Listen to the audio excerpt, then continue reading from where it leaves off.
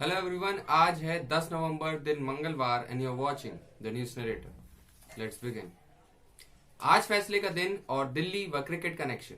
सीटों का गणित तय करेगा सत्ता संग्राम का भविष्य।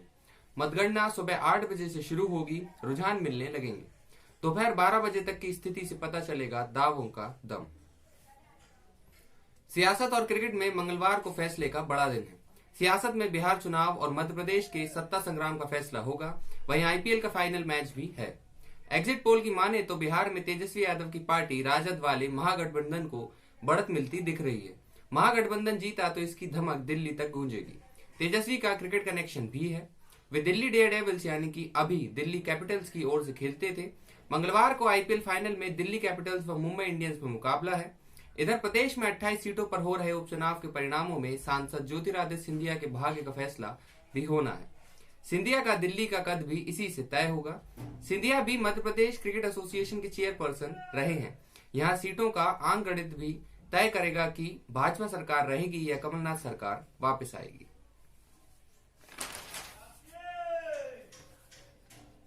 एनजीटी का आदेश, देश में जहां भी वायु गुणवत्ता खराब वहां नहीं चला सकेंगे पटाखे। शिवराज बोले, प्रदेश में चीनी पटाखों पर ही रोक और कोई प्रतिबंध नहीं है। देश में जहां भी वायु की गुणवत्ता खराब होगी वहां पटाखे चलाने पर प्रतिबंध होगा।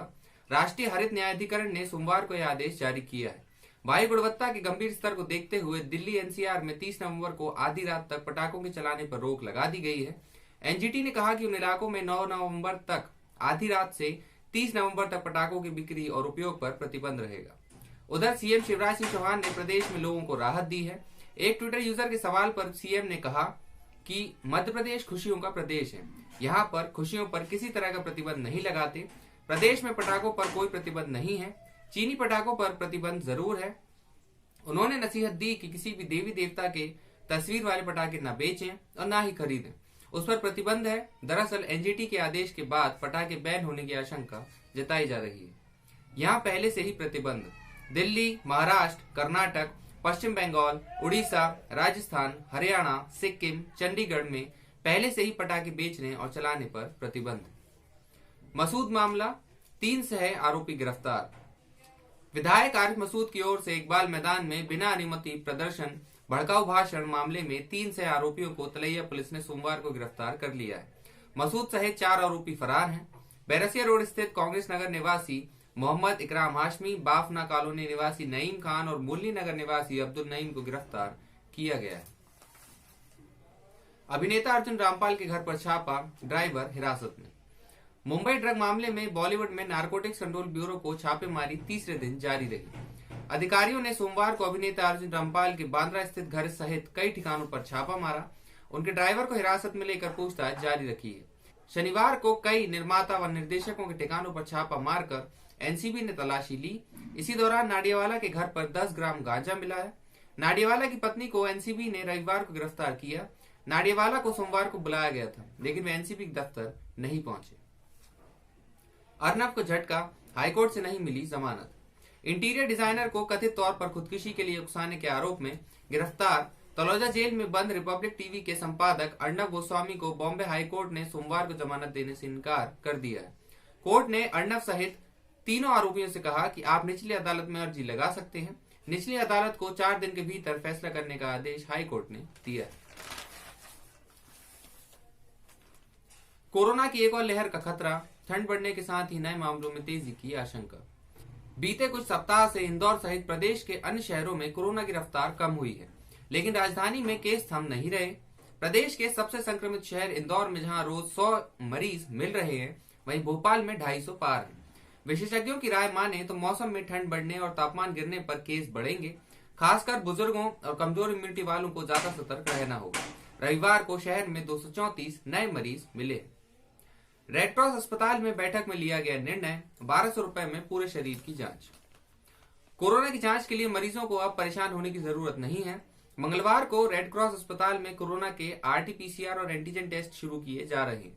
यही नहीं, आरटीपीसीआर टेस्ट के लिए मरीजों को सिर्फ 1100 रुपए और एंटीजन टेस्ट के लिए 800 रुपए देने होंगे। सोमवार को रेड क्रॉस में हुई बैठक में दोनों जांचों के शुल्क तय किए गए।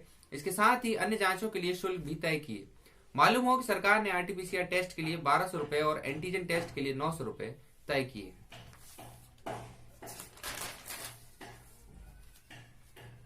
राजधानी में सूखी सिवनिया के बरखेड़ी गांव में दर्दनाक हादसा।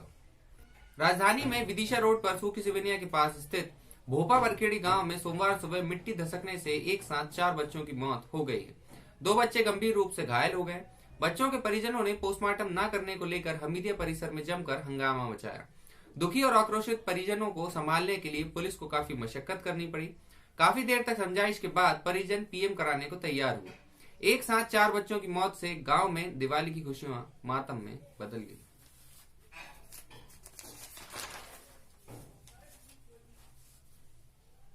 चार साल बाद भी पुराने नोट बदली का खेल जारी, 19 लाख जब्त। वर्ष 2016 में बंद हो चुके पुराने नोटों की हेराफेरी का दौर अब भी जारी। बुरहानपुर का एक युवक पुराने नोट लेकर इंदौर में इसे 8 से 12% कमीशन पर देता था। पुलिस ने 4 आरोपियों को गिरफ्तार कर लिया है, 2 बुरहानपुर के और 2 इंदौर के निवासी। इंदौर में कर रहे थे सप्लाई।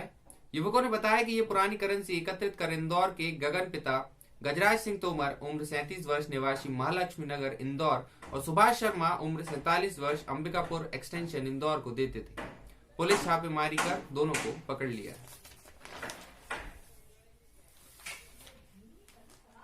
स्टॉक मार्केट, सेंसेक्स और निफ्टी रिकॉर्ड ऊंचाई पर।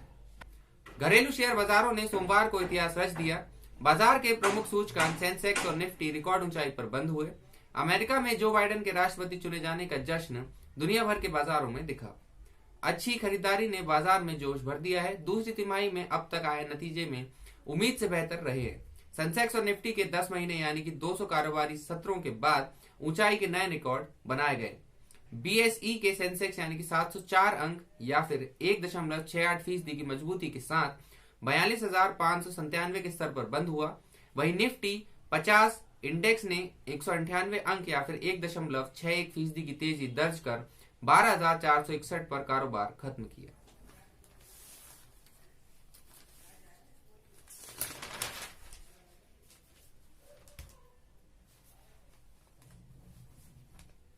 किसके सर सजेगा ताज, फैसला होगा आज। IPL 13 finals.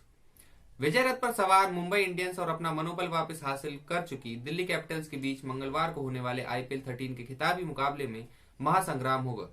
आईपीएल की तालिका में मुंबई और दिल्ली क्रमशः पहले और दूसरे स्थान पर रही थी। अब इन दोनों के बीच खिताबी मुकाबला होने जा रहा है। छठी बार फाइनल खेल रही रोहित शर्मा की कप्तानी वाली मुंबई की नजरें 5वीं बार खिताब जीतने पर लगी होंगी। वहीं पहली बार फाइनल में पहुंची दिल्ली इस टूर्नामेंट में नया चैंपियन बनने का गौरव हासिल करना चाहेगी। निश्चित रूप से फाइनल में टक्कर नहीं, महासंग्राम होगा, क्योंकि श्रेयस अय्यर की कप्तानी वाली दिल्ली पहली बार खिताब जीतने के लिए अपना सब कुछ झोंकना चाहेगी। महिला 2020 चैलेंज फाइनल्स। सुपरनोवास का सपना तोड़ ट्रेल ब्लेजर्स बनी चैंपियन। राधा यादव के 16 पर 5 की शानदार स्पिन गेंदबाजी के बावजूद सुपरनोवास की महिला 2020 चैलेंज में खिताबी हैट्रिक लगाने का सपना टूट गया है। ट्रेल ब्लेजर्स ने सोमवार को खेले गए खिताबी मुकाबले में सुपरनोवास को 16 रन से हराकर पहली बार ये ट्रॉफी अपने नाम की।